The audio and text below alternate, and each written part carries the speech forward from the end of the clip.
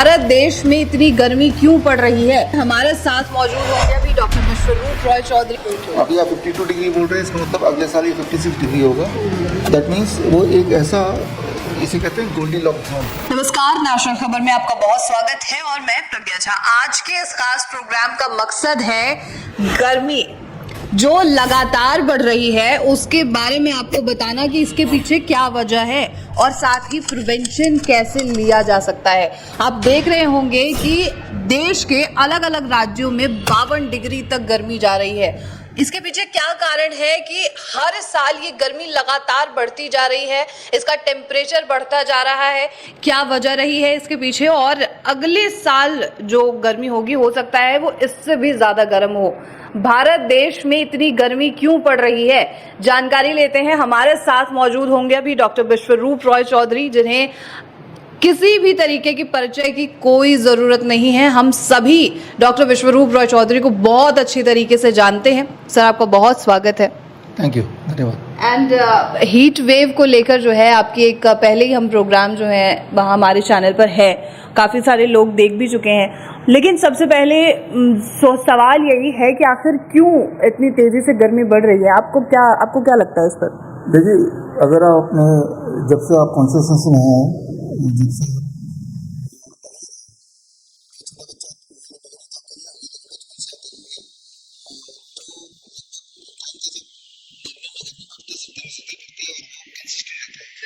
पिछले 3-4 साल 5 साल में ये देखा होगा कि वो ट्रेंड में हर साल it is worse than the previous year.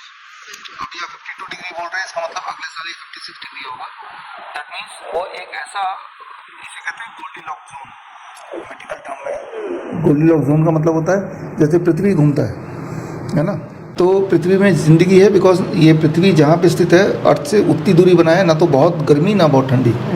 Mercury है इतना पास में, बहुत गर्म है, तो वहाँ जीव नहीं पनप सकते। प्लूटो इतना दूर है कि बहुत ठंड, जुपिटर इतना दूर है कि बहुत ठंड, धूप ही नहीं है, तो वहाँ पे भी लाइफ नहीं हो सकती। लाइफ हो सकती है जब ना बहुत गर्मी ना बहुत ठंडी। इसे बोलते हैं गोल्डीलॉक्स जोन, एक जोन जो लाइफ को जिंदा रखने के लिए पॉसिबल है।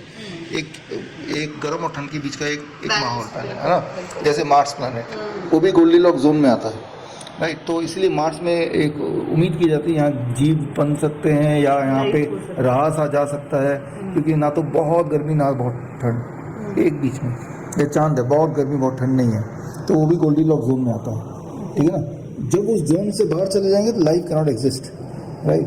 तो अब हम उस जोन के एक किनारे में आ गए, अर्थ में रहते हुए जुपिटर में जितनी गर्मी होनी चाहिए लगभग उस तरफ बढ़ती जा रही है, राइट। यूँ मानिए, राइट। तो हम एक टेम्परेचर तक आपका बॉडी रेगुलेटरी सिस्टम है टेम्परेचर का, और जिस तरह से आप अपने घर के एसी को कम ज़्यादा कर सकते हैं, बॉडी आसपास के तापमान को देखते हुए अपने तापमान को एक लेवल में मेंटेन कर सकता है। 40 डिग्री सेल्सियस बोल सकते हैं, 104 डिग्री सेंटीग्रेड तक के बीच में मेंटेन कर सकता है कि भाई इससे ज़्यादा अगर बाहर का टेम्परेचर होगा भी तो बॉडी उसको मेंटेन करेगा। लेकिन अगर टेम्परेचर एक लेवल से ज़्यादा बढ़ जाएगा तो बॉडी मेंटेन नहीं कर पाएगा, बिकॉज बॉडी का जो थर्मोस्टेटिक बैलेंस है वो बिगड़ जाएगा। बॉडी का इंटरनल टेम्परेचर कंट्रोल मैकेनिज्म वो ही अपने आप में ख़त्म हो जाता है, राइट। तो जिस तरह से जब गाड़ी चलाते हैं तो इंजन गर्म होती है, लेकिन आपका रेडिएटर उसको ठंडा भी करता है। लेकिन अगर एक लिमिट है रेडिएटर के भी ठंडा होने कराने का, वो लिमिट क्रॉस हो जाएगा तो रेडिएटर भी हेल्प नहीं कर पाएगा, तो इंजन सीज हो जाता है।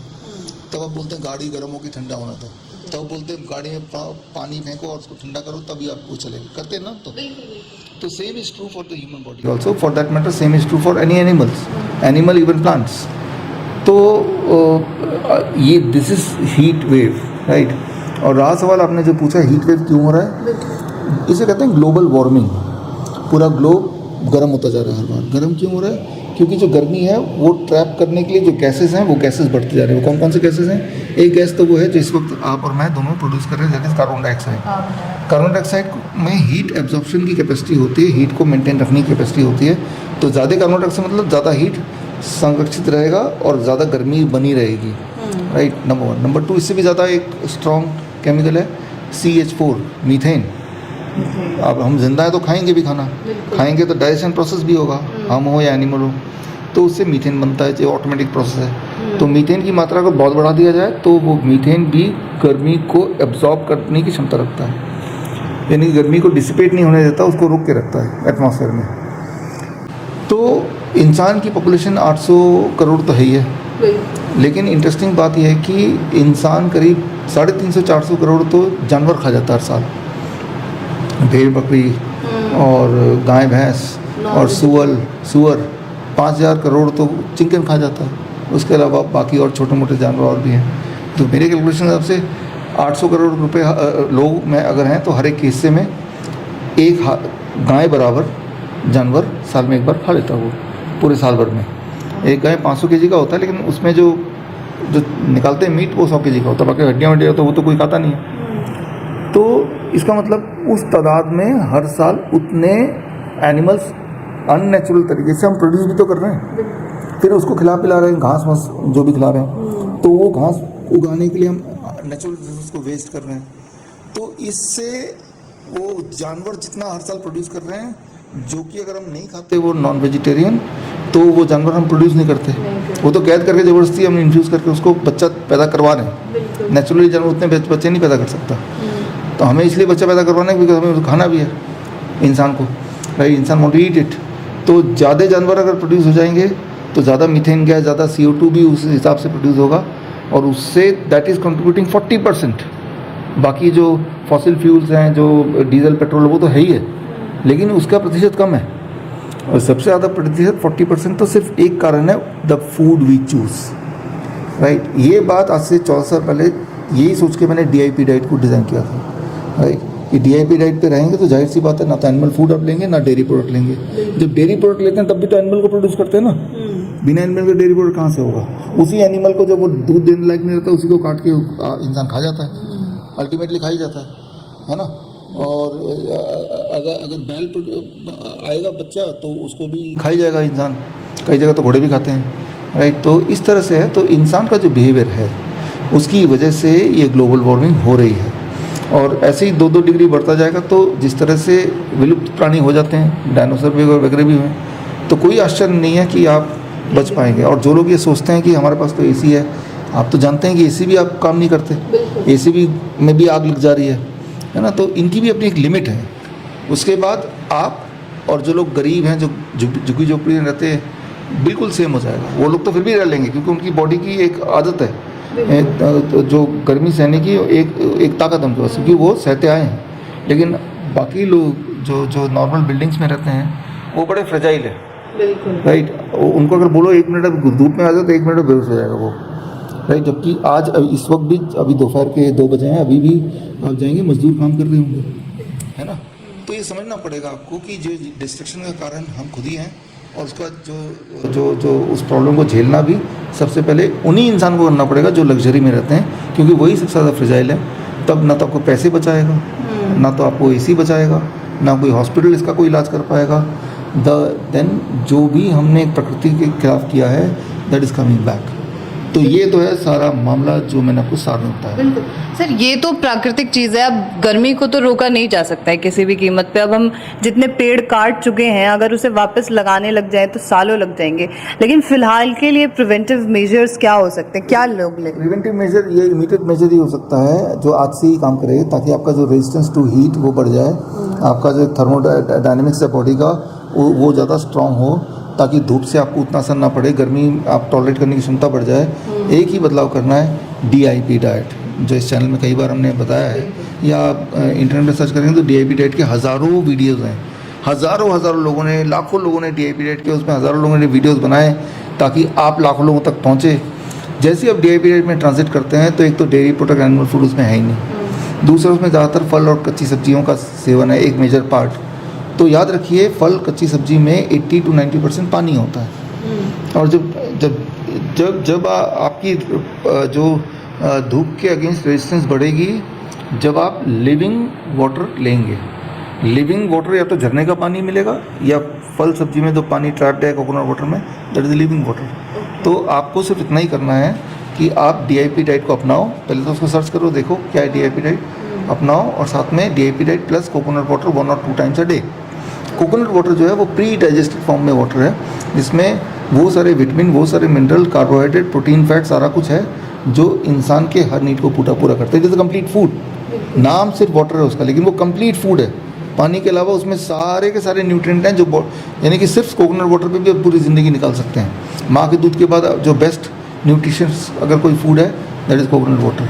तो इस गर्मी के मौसम में दिन में 2 बार आप कोकोनट वाटर भी पियो ताकि आपकी रेजिस्टेंस बढ़े, ताकि आप टॉलरेट करने योग्य हो जाओ, उसका एडवर्स इफेक्ट से आप बच पाओ। कई लोग बोलते हैं कोकोनट वाटर इतना महंगा है, आपकी जान से ज़्यादा कीमती नहीं है, और जितना नुकसान आप कर बैठे नेचर का, तो थोड़ा तो आप वो जो महंगा है भी, तो वो पैसा किसके पास जा रहा है? बेचारे किसान के पास जा रहा है जिसने उसको प्रोड्यूस किया होगा, राइट। ना कि आप बीमार पड़ जाओ फिर ज़बरदस्ती कोई आपको हॉस्पिटल ले जाओ, उससे अच्छा कि प्रिवेंटिवली जो मैंने आपको बताया ये कर लें। और इसके अलावा जब भी आप सड़क पे निकलें आप बड़ा सा बॉटल पानी का रखें और पानी हर 20 मिनट में घूंट बाई घूंट पीते रहें। जितना पानी लॉस्ट होगा नेचर को बिकॉज ऑफ द हीट, उतने को रिप्लेस करते जा रहे हैं, तो एक बैलेंस मेंटेन होगा। ये छोटी छोटी बातें करेंगे तो कोई आप मतलब you will be able to carry on. Sir एक चीज़ देखी थी, एक वीडियो देखी थी मैंने कोकोनट वाटर को लेकर। उन्होंने उस वीडियो में कहा गया था कि हर दिन कोकोनट वाटर जो है नहीं पीना चाहिए, इसके साइड इफ़ेक्ट्स हो सकते हैं, ऐसा कुछ है? देखिए ज़्यादातर जो नोटोरियस डॉक्टर्स हैं, राइट, जो किडनी पेशेंट को कोकोनट वाटर नहीं पीना चाहिए, राइट, हार्ट पेशेंट को नहीं पीना चाहिए, इस तरह के डायबिटीज़ वालों को नहीं पीना चाहिए, इस तरह का वो भ्रम फैलाते हैं। अच्छा। उन्हीं से पूछो भाई आप सबूत तो दिखा दो एक, वो बोलेंगे इसमें हाई पोटेशियम होता है। दुनिया में भगवान का बनाया हुआ ऐसा कोई प्लांट बेस्ड फूड बताओ जो जिसमें हाई पोटेशियम नहीं होता। टमाटर में होता है, सेब में होता है, आम में होता है, केले में होता है, पालक में होता है, सब में ही होता है। लो पोटेशियम किस में होता है? जो इंसान ने बनाया है, बिस्किट है, ब्रेड है, नमकीन है, कोल्ड ड्रिंक है, पिज़्ज़ा है, बर्गर, उसमें लो पोटेशियम होता है। तो वो ये प्लीज देते हैं कि हाई पोटेशियम डाइट नहीं लेना चाहिए, कोकोनट वाटर में हाई पोटेशियम है। इनफैक्ट सारे फ्रूट्स एंड वेजिटेबल भगवान के बनाए high potassium that is needed by the body. But जब खाते हैं तो वो पोटेशियम ब्लड में नहीं जाता, वो स्टमक में जाता है। अगर बॉडी में पोटेशियम की ज़रूरत नहीं है तो स्टूल में चला जाएगा, वेस्ट चला जाएगा वो, है ना। ज़रूरत है तो ही बॉडी में जाएगा। तो जिन चीज़ों से आप ठीक हो सकते हैं, आपने गौर किया होगा, ये जो फार्मास्यूटिकल कंपनी है, ये जो लॉबी है, उन्हीं चीज़ों को आपसे दूर करने की कोशिश करती है। जितने जोर शोर से डॉक्टर बोलता है कि कोकोनट वाटर नहीं पीना चाहिए, क्या उतने जोर शोर से वो पैक फूड के लिए बोलता है बर्गर नहीं खाना चाहिए, कोल्ड ड्रिंक नहीं पीना चाहिए, ये बोलता है। क्योंकि वो जो कोकोनट वाटर है वो आके आपको टेबल के नीचे पैसे नहीं देगा, जबकि ये बर्गर वाला, पिज़्ज़ा वाला, इनके फार्मास्यूटिकल लॉबी से टाई अप है, आपको पैसे पहुँच रहे हैं। तो जनता भी उन पर विश्वास करती है, मिस एजुकेशन करती है। तो जनता को अब तो इंटरनेट के ज़माने में you can search for journals, या डॉक्टर से पूछ सकते हैं आपने ये खाने को मना किया, इसका कोई रिसर्च पेपर तो ला के दो। इसके विपरीत जो मैंने बोला इसका रिसर्च पेपर आप मुझसे ही मांग सकते हैं। तो वो आप मेरी किताब पढ़िए, the fish tank model for heart care. इसको पढ़ेंगे तो किसी न किसी पेज में आपको जो मैंने एक्सप्लेन किया उसके जुड़े हुए रिसर्च पेपर आपको मिल जाएंगे, जो पोटेशियम एक्सेट्रा जो बात मैंने बताई, है ना। तो सबूत जिसके पास है उसकी बात मानिए। बिल्कुल, evidence based. Okay, thank you so much sir, thank you so much. Thank you. तो ये थी पूरी जानकारी हीट वेव को लेकर। और जैसे आपके मन में लगातार सवाल ये थे कि गर्मी जो बढ़ रही है उससे प्रिवेंशन क्या क्या हो सकते हैं, उन सारी चीज़ों के बारे में जो है इसके खास प्रोग्राम में चर्चा हुई है। और प्लीज़ वो सभी प्रिवेंशन लीजिए, और ज़रूरत अगर